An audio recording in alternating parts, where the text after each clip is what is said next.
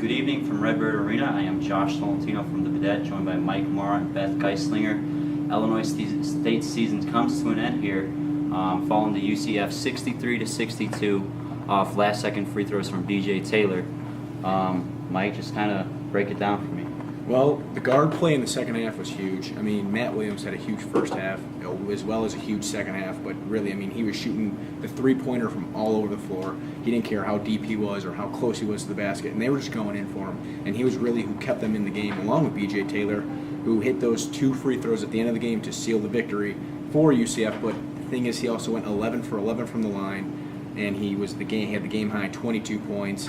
And so the guard play for UCF really just took over in the second half, and they beat Illinois State 40-26 in the second half. So, I mean, just complete, utter domination in the second half, and it was really thanks to those two guys.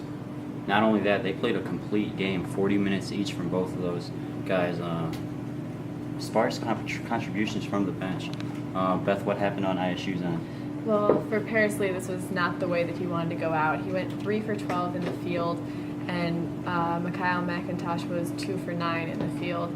So this game, two people who really contribute to ISU consistently were just unreliable for the team tonight.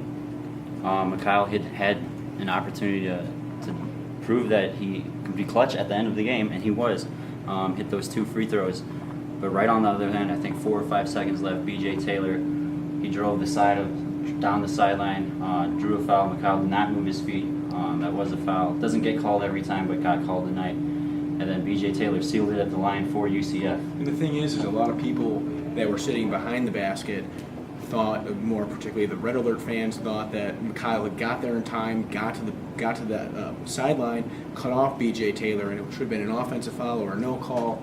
And I'll have to say, from our view on press row, it did look like it was a foul on Mikhail. It's one of those 50-50 calls that goes either way. Tonight, it went UCF's way, and that was kind of the name of the game, and UCF it was able to take advantage of those 2 free throws and win the game. Paris Lee, Tony Wills, Deontay Hawkins, their career comes to an end along with Javaka Thompson here at Illinois State. They finished with a historic 28 wins, most in program history. One more note, the 22-game winning streak does come to an end tonight. Illinois State falls to UCF 63-62. Central Florida will move on to play the winner of Illinois and Boise State tonight. And Mike, just your thoughts real quick from Nick Banyard. I know you spoke with him. Just spoke with him. He was very happy about the win. He said he had talked to a couple of the guys before the game. He said he'll reach out again. But he said a lot of his focus right now is going to shift to Wednesday night's game, and their focus is solely on winning this NIT. But he did say that in the first half he felt a little rattled. He said he knew how the Red Alert fans are, and he knew that this was a very hostile environment, and now he's the enemy coming in. But he did say that in the second half, a lot of the guys and the coaching staff for UCF had said, calm down, play your game, it's just another game. And he certainly did that, scoring 7 points in the second half, and UCF came out on top. Not the way the Redbirds wanted to end their season. Got snubbed from the NCAA tournament, and then they fall here in the second round of the NIT.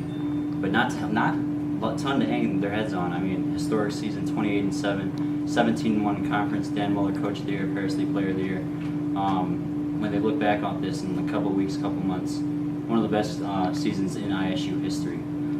For the last time this season from Redbird Arena, and my last time for the Vidette, this is Mike Marra, Beth Geistlinger, and I'm Josh Tolentino.